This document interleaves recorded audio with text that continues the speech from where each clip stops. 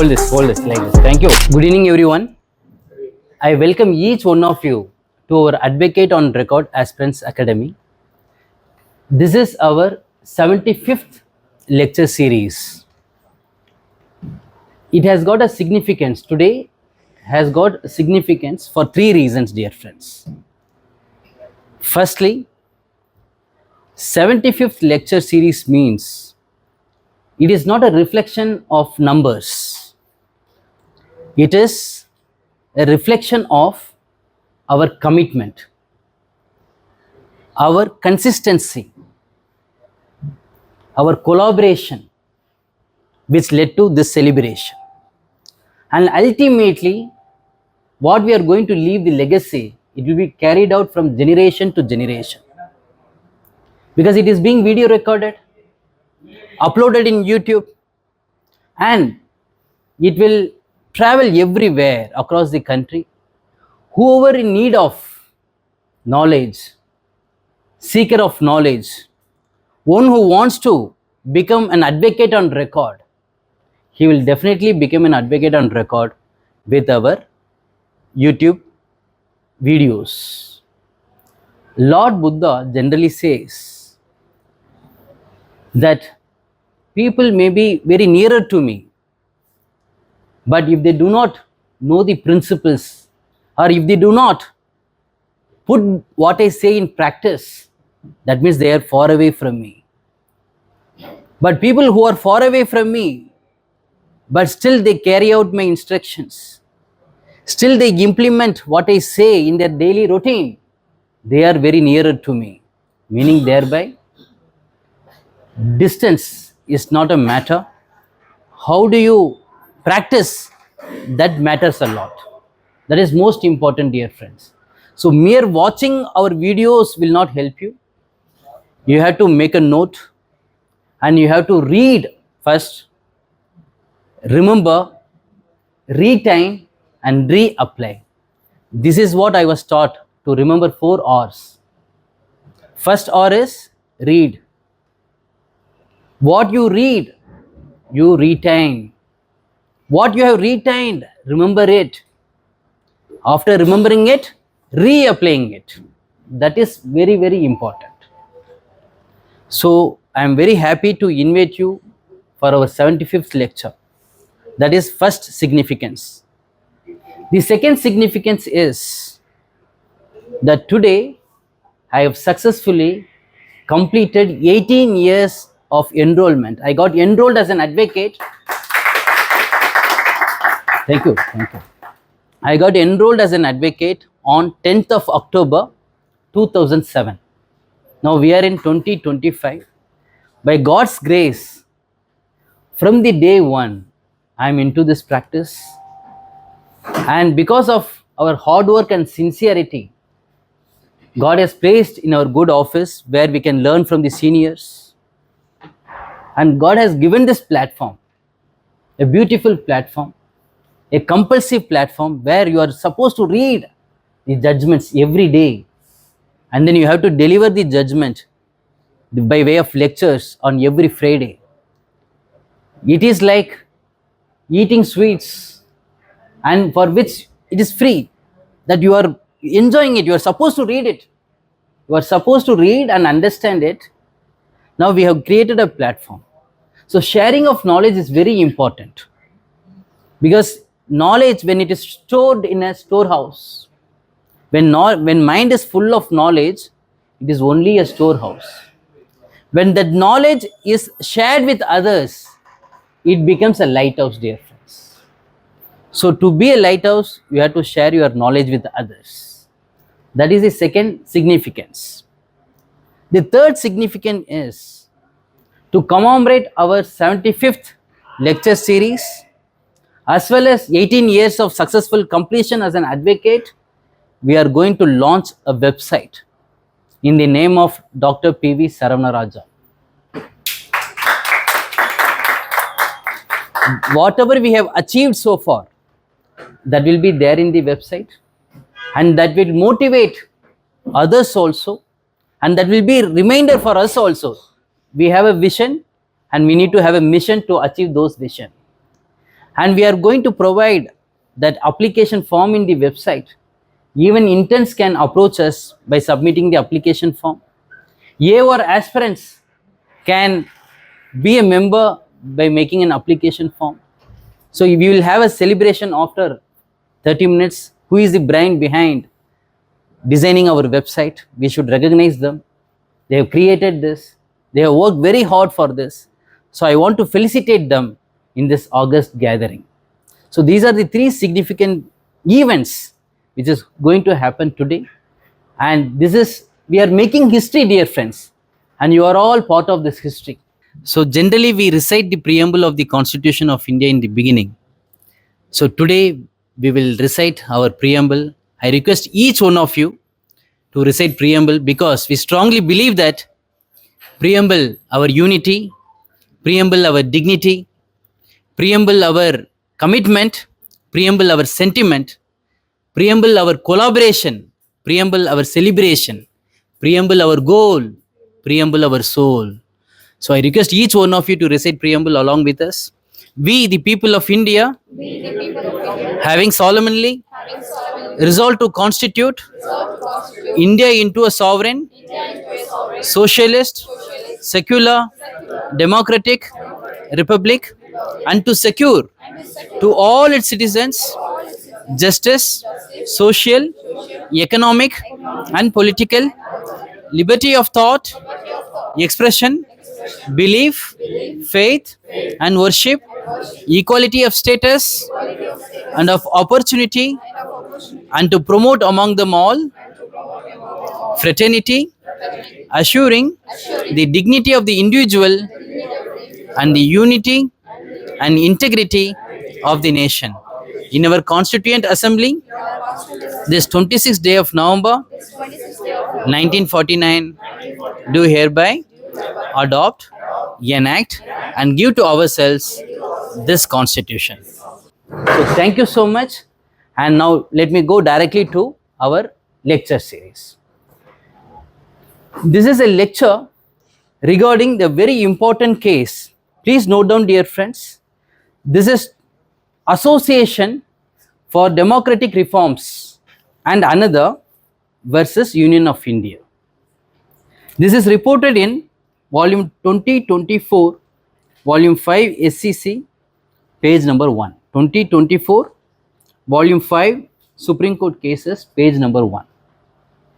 What is this case about, dear friends? So far, we have delivered lecture on this topic. We have 4 videos on this. This is a 5th video, and we will keep video number 1 to video number 4 of this topic as a guiding light. Since some of the newcomers are here, I will just give a brief background about the case. This is a electoral bond scheme introduced by the central government. What is the reason? Reason is political party wanted money to run their party. To receive money, they needed a scheme. But the object is, in order to curb black money, the object set by the government is, in order to curb black money, we are introducing electoral bond scheme. What is this electoral bond scheme? How it takes birth? They have made an amendment in the RBI Act, Reserve Bank of India Act, and authorizing the scheduled bank SBI to issue this electoral bond. Electoral bond having denomination of 1000 rupees, 10,000, and goes 1 lakh, 10 lakhs, and 1 crore maximum. So that is vested with SBI. SBI have got these electoral bonds. Now, if say for example a company wanted to donate 1 crore to a political party, so that company, A company, will go to the SBI and pay 1 crore and receive the bond. And that bond will be handed over to the political party. Political party in turn encash it. So that is how the transaction takes place. For that, who has donated? Company has donated. What is the name of the company? Anonymity. that will not be disclosed to the public. How much amount being donated by the company, that is also behind the screen, nobody knows. What is the political party, which political party received that amount, nothing known to the public. So therefore, an association called Association for Democratic Reforms challenged directly before the Supreme Court of India under Article 32, saying that electoral bond scheme is violative of Article 14, Article 19, because right to freedom of speech and expression includes voting right also. Expression is a form of voting right is a form of expression. So what they are saying is, the petitioners, that we have a right to know information about the candidates, those who are contesting in the election. That right has to be extended to know the parties also, and party how much they are receiving the amount, that also we should know. That is guaranteed under 19(1)(a). Voters, just we will not vote and we will not wait for 5 years to change the government. We want to know as a voter how the government functions. If the government functions in a very transparent manner, we can understand, we as a public can understand how the government functions. If they are not acting as per the expectation, then their action can be made accountable through court of law. When everything is not transparent, what the people will do? So therefore they have said this electoral bond scheme is completely putting the voters in dark, keeping the voters in dark, and every transaction takes place behind the screen, not on the screen. So therefore it violates our Article 19(1)(a), that is right to freedom of speech and expression, for which what is the defense made by the government? The government, they have said there is a right to privacy, right to informational privacy, that we don't want to disclose. It is a guaranteed right under Article 21 of the Constitution of India. So therefore, if we are going to disclose, it will violate our Article 21. Now there is a conflict. 19(1)(a) said by the voters saying 19(1)(a) is violated. Here the people or the party, they are saying that their right to privacy is violated. Now both are in conflict. Now what is the test? The test is, dear friends, firstly they need to see whether any rights that are guaranteed, whether Constitution provides that it is a higher right than the other right. For example, if a provision under directive principles of state policy, it is not justiciable, but what is guaranteed under part 3, that we can bring an action for violation. So we can understand fundamental rights placed higher than directive principles of state policy. Now the dispute is conflict between 19(1)(a) and 21, which falls within the ambit of part 3. Now how to balance it, that is very important, for which I will take you to the relevant portions, dear friends. It is all discussed. I will take you to the relevant portions and we will try to finish the judgment today. See, judgment is running to several pages. We have brought out what are the relevant paragraphs. If you are going to note down the relevant paragraphs, that will be easy for you to write your A/O examination.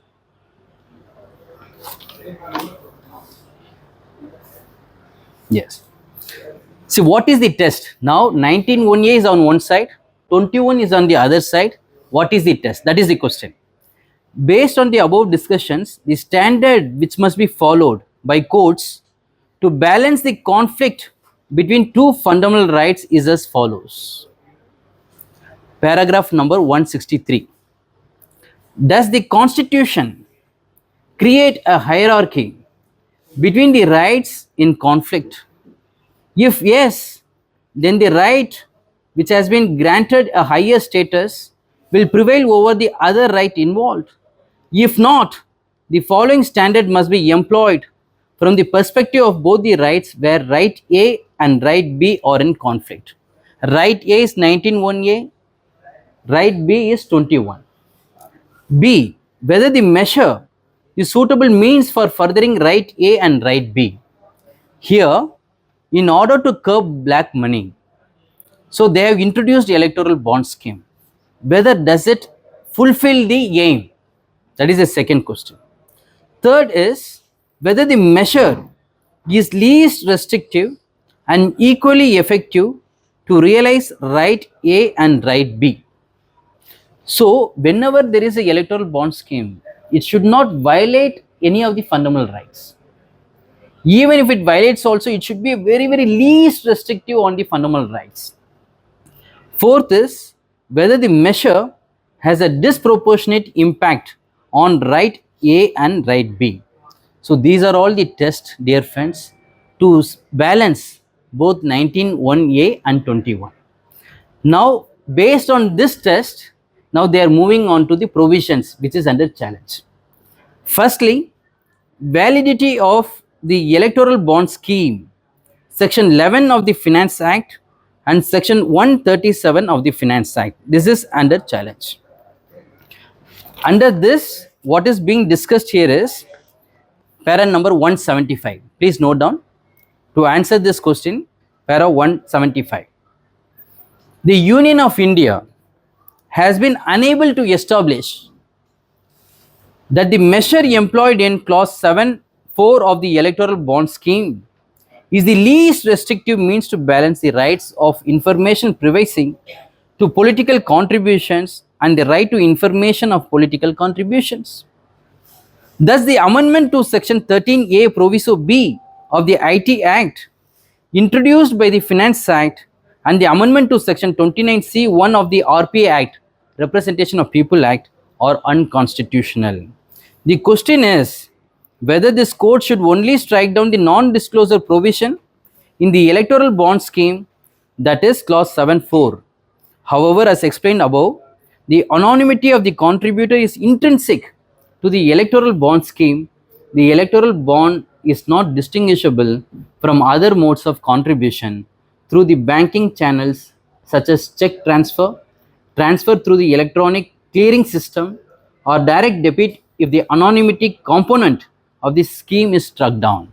Thus, the electoral bond scheme 2018 will also consequentially have to be struck down as constitutional, as unconstitutional, meaning thereby here clause 7(4) of the electoral bond scheme that provides for non-disclosure of any information, anonymity. So now the court is testing whether clause 7(4) is violative of 19(1)(a). Whether can we struck down only clause 7(4) alone, or should we strike down all the electoral bond scheme itself? That is the test before the Honorable Supreme Court. The Honorable Supreme Court has held we are unable to remove only clause 7(4) because entire anonymity is runs throughout the electoral bond scheme. It is intrinsic throughout the electoral bond scheme. Therefore, we have no other option except to strike down the entire electoral bond scheme as violative of 19(1)(a). The reason is ultimately the Honorable Supreme Court has held people's right to know the donations contributed by the companies or by any individual, as well as to whom, to which political party, and which political party has received what amount. So everything has to be informed to the citizens of this country, because that will enable them to cast a vote. So that is the valuable information which we cannot deny to the voters. So this is the first point, dear friends. Thereafter, the second point is validity of section 154 of the Finance Act amending section 182 subsection 3 of the Companies Act. I repeat, validity of section 154 of the Finance Act amending section 182 subsection 3 of the Companies Act. For this, I am referring to answer is you will find at para 180. What does it say? In terms of section 136 of the Companies Act, every shareholder has a right to a copy of the financial statement, which also contains the profit and loss account. The petitioner submitted that the non-disclosure of the details of the political contributions made by companies in the financial statement would infringe upon the right of the shareholders to decide to sell the shares of the company if a shareholder does not support the political ideology of the party to which contributions were made. This, it was contended, violates 19(1)(a), 19(1)(g), 21 and 25. We do not see the necessity of viewing the non-disclosure requirement in section 182 subsection 3 of the Companies Act from the lens of a shareholder in this case, when we have identified the impact of non-disclosure of information on political funding from the larger encompass of a citizen and a voter. In view of the above discussion, section 182 subsection 3 as amended by the Finance Act 2017 is unconstitutional.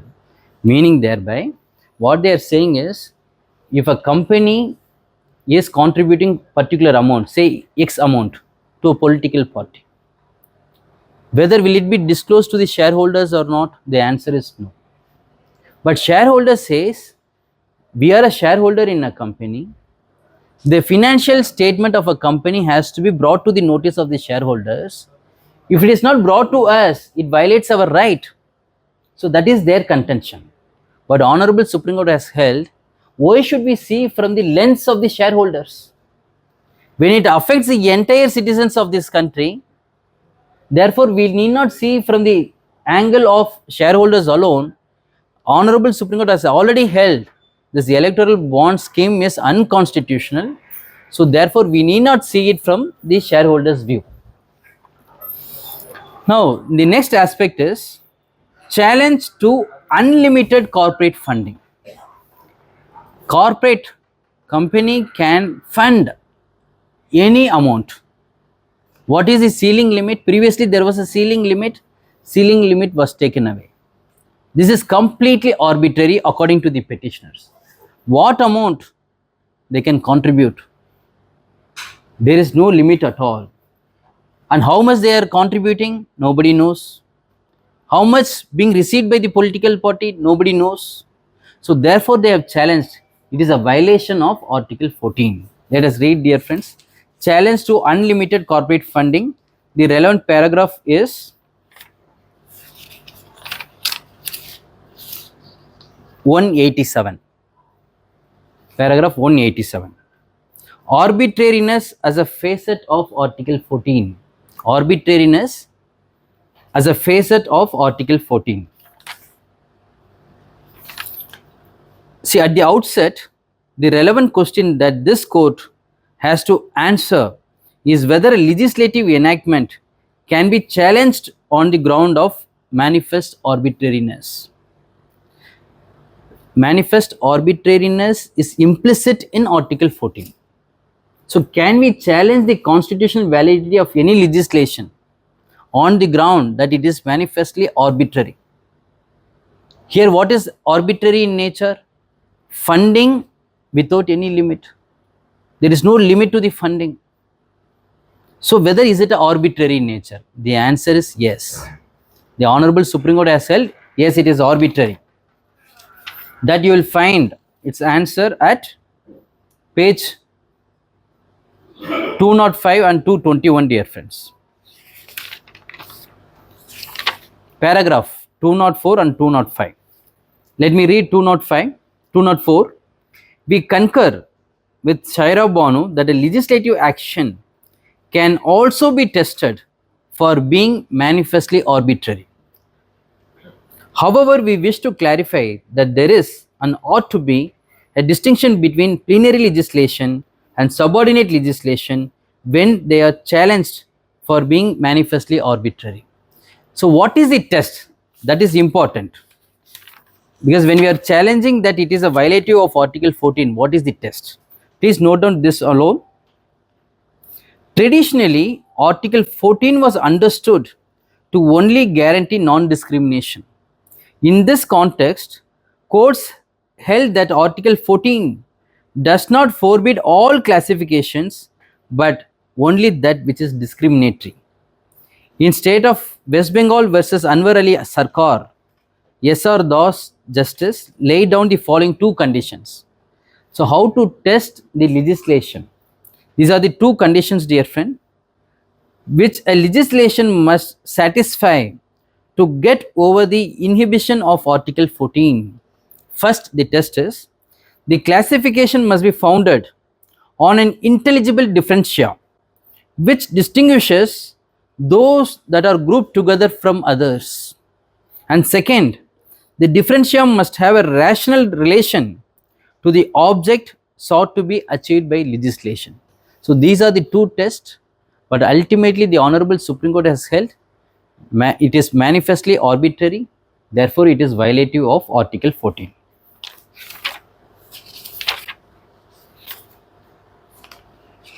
Now next topic is validity of section 154 of the Finance Act, omitting the first proviso to section 182 of the Companies Act. I repeat, validity of section 154 of the Finance Act, omitting the first proviso to section 182 of the Companies Act.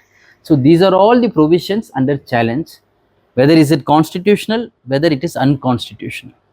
The Honorable Supreme Court has held all these amendments are unconstitutional because it is violative of Article 19(1)(a). Here what they have made is para number 205. We now turn to examine the virus of section 154 of the Finance Act 2017. The result of the amendment is that a company other than a government company and a company which has been in existence for less than 3 years, less than 3 financial years, can contribute unlimited amounts, this point to be noted, unlimited amounts to any political party. B, companies regardless of the fact whether they are profit making or otherwise. What does it mean?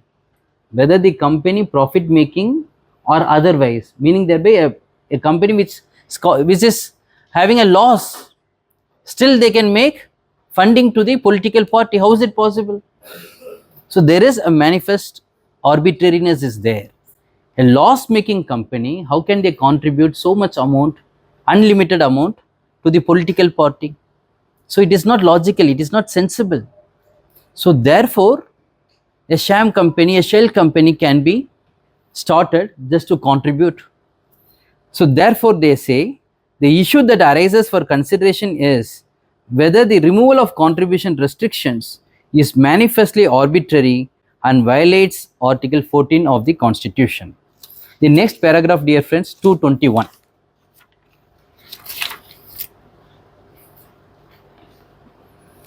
So thus the amendment to section 182 is manifestly arbitrary for treating political contributions by companies and individuals alike.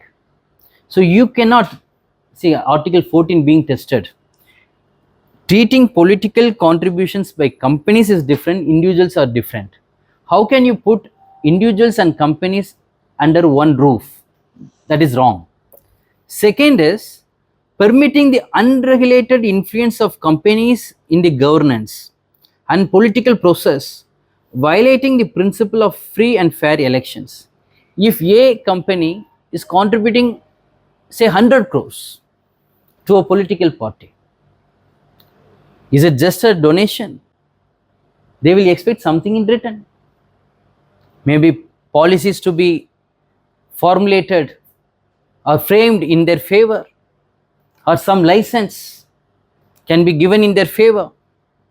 So many things are there.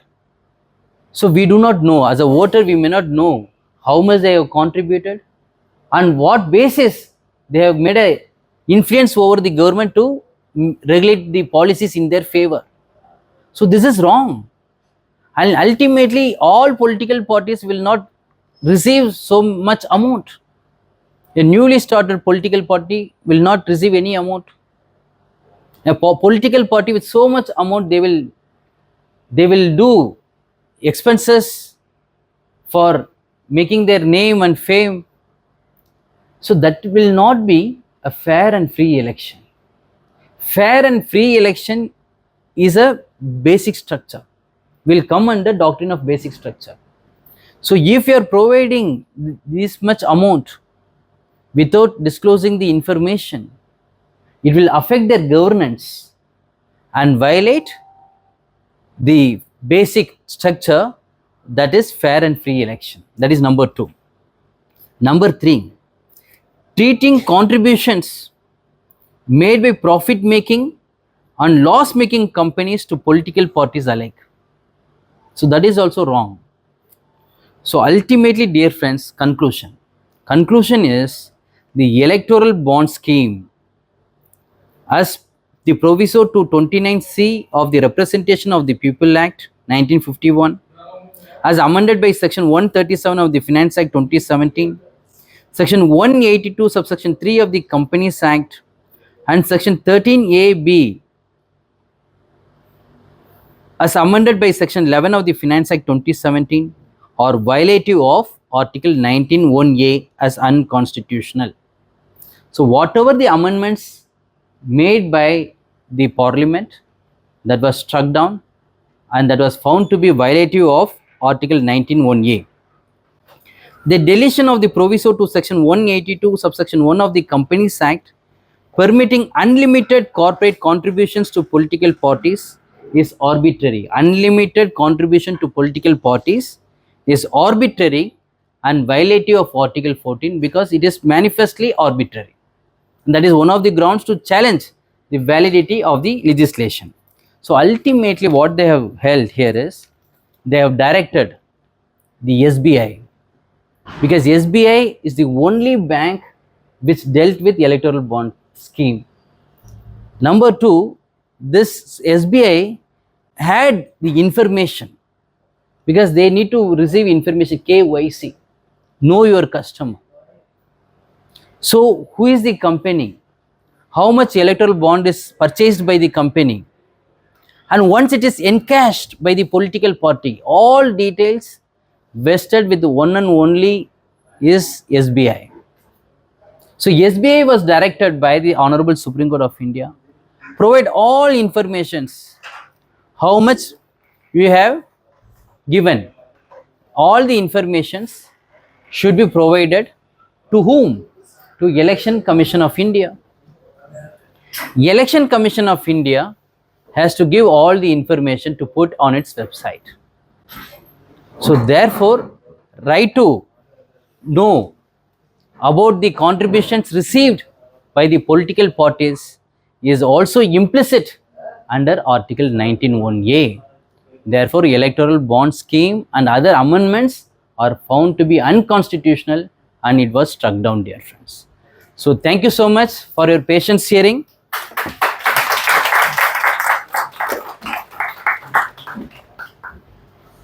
Dear friends, since it is 75th lecture and we have got almost 74 videos are available on YouTube. Actually 74 lectures are available in YouTube. How many videos we have? 115 videos are there. 115 videos are available at your doorsteps. Anytime you can open, you can invite Dr. Saravanaraja to deliver a lecture. It is all available at your fingertips. 115 videos are there. How many subscribers? It is, we are nearing 3000.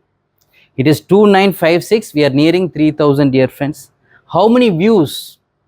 How many people have viewed our videos? Is 83,491 views. We are nearing 84,000. We are making history and you are all part of history. That is most important, dear friends, because wherever we see negativity is going on, when negativity is there, what to do? That was a question posed to Dr. APJ Abdul Kalam. Dr. APJ Abdul Kalam had said, wherever there is a negativity, where is the positivity? When there is a darkness, put the light. What will happen? Darkness will be dispelled. So wherever there is a negativity, focus on positivity. Automatically negativity will go away. Swami Vivekananda says, we as a human being, all thoughts are invited, all thoughts will come. But you have to kick out those thoughts which are negative. It is like, dear friends, every advocate or every interns cannot enter the Supreme Court premises. They need to have an entry pass. Only qualified person who is having an entry pass alone can enter the Supreme Court premises. Likewise, you see that this is Supreme Court, assuming that this is holy pilgrimage. If negative thought comes, you can say you don't have entry pass, get out. Security guard should be here. Security guard check whether you have a valid pass or not. If you have a valid pass, security guard will allow you to let in. Otherwise, they will say, better bring the pass. So why we are inviting all those negative thoughts in our mind? We should stop there. Where is our security guard? That is important. With gun, where is our security guard? That is what wisdom is. That is what knowledge is. What is the knowledge? That is beautifully said in our Tirukural. Tirukural, let me say it in Tamil and then translate it in English. It is most important. It is like our mind is going everywhere. But we are educated. We should analyze which is good, which is bad. Which thought should be given form of action, which it should not be. So in Tamil they say, Sendra idathal selavida, Teedori, Nandrin Paul Uipadu Arivu. Arivu means knowledge. If you say that you are a knowledgeable person, you have to analyze what is good, what is bad. You can do only good things. You can kick out those negative things. That is most important. So if you have knowledge, we should give an entry pass only to positive things. So what is positive things? Whatever you do which is going to uplift you or uplift your family, uplift your other colleagues, then that is positivity. Otherwise, it has to be rejected. Anything that makes you weak, this is very important here. How beautifully said by Swami Vivekananda. If anything that makes you weak physically, intellectually, spiritually, reject as poison. There is no life in it and it cannot be true. Truth is giving motivation, giving a strength, that you have to imbibe those qualities. And now, dear friends, I said how many videos are there, but who is a person behind editing this? Initially, our associate, esteemed associate, Tekchand, my younger brother, he used to edit all those videos. He used to take care of online platform. Now, he is very busy now. So, we found one more young esteemed brother. I will call him first. Please, Nadimji, please come. Please give him big applause, dear friends. First, I will felicitate with your presence and then tell you what is the contribution, because he is a director. That is, he is behind the screen. And now he is on the screen now. We have to felicitate him on 75th, dear friends. Give him big applause.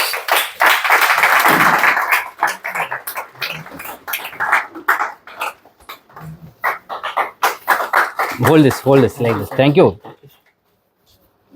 See, what is the contribution by Nadimji? Who has brought Nadimji to us? The credit goes to Farooq Bashaji. Please give him a big applause. I expressed that Advocate Tekchand is very busy. What is to be done next? He said there is one person, Mr. Nadim. He does editing very well. And he was introduced. So whenever there is a video that we take now, I will forward it to him. He will edit it beautifully. Even sometimes we bring Swami Vivekananda ji also. He also appears on the screen also. Because positivity has to be spread everywhere. So he does it.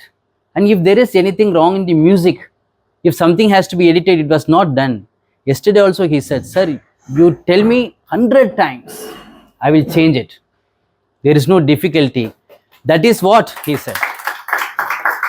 In pursuit of excellence, I can do it, sir. You are doing wonderful job for your advocates. So I am very happy that I am also a part of it. So we should acknowledge such persons, and this is the time. 75th lecture means it is a, I said, commitment, consistency, and continuity. Everything because of a team. Together, each achieve more. That is the explanation for team. So therefore, I congratulate on this occasion, my dear young brother, and I would request you to share few experience, few words. You can just hold like this. नमस्कार, अस्सलाम वालेकुम। मेरा नाम नदीम है और मैं sir के साथ मैं से जुड़ा हूँ फ़ारूक भाई के थ्रू। और फ़ारूक भाई मैं एक रूम में रहता था। देन हम लोग जब फ़ारूक भाई हमें मेरे साथ रहते थे, देन मैं रूम में काम करता रहता था, तो फ़ारूक भाई हमें बताएं कि नदीम भाई आप हमारे साथ काम करिए, हमारे सर हैं उनके साथ। तो फिर मैं सर से कनेक्ट हुआ और ये क्षण हमारे लिए बहुत गर्व की क्षण है कि सर हमें सम्मान कर रहे हैं। ये मेरे लिए बहुत गर्व की बात है। तो मैं इसके लिए सर को दिल से शुक्रिया अदा करना चाहता हूँ, क्योंकि मैं हमेशा कैमरा के पीछे काम करता हूँ। आज मैं फ़र्स्ट टाइम कैमरा के आगे आ रहा हूँ और आप लोग से मुखातिब हो रहा हूँ। सर का जो लहजा है, जो बोलने का स्टाइल है, तो मैं सर थोड़ा सा मैं कॉपी कर सकता हूँ।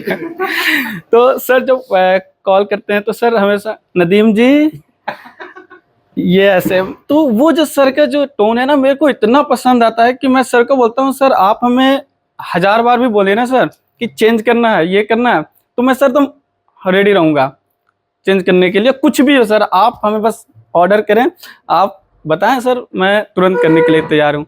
और सर जो आइडिया देते हैं, कोई सा भी वीडियो सर का हो, उसमें सर जब सजेस्ट करते हैं नदीम जी ये ऐसे हो, ये सही रहता, ऐसे होता है तो ये सही रहता। तो ये जो सर जो आइडिया देते हैं, इससे बहुत कुछ सीखने को मिलता है। मतलब मैं सर के साथ काम नहीं कर रहा हूँ, मैं सर से सीख रहा हूँ। मैं बहुत कुछ अभी तक सीखा हूँ। जो आप वीडियो देख रहे हैं, जो थंबनेल देख रहे हैं, जो आप पोस्टर देखते हैं, उसमें सर का जो सजेशन रहता है, उससे मैं बहुत कुछ सीखता हूँ। तो इसके लिए मैं सर को दिल से सर शुक्रिया अदा करना चाहता हूँ कि सर आप हमें यहाँ बुलाएं और इन लोगों के बीच हमें ये सम्मान दिया। इसके लिए सर मैं तहे दिल से शुक्रिया अदा करना चाहता हूँ। Thank you so much. Give him big applause.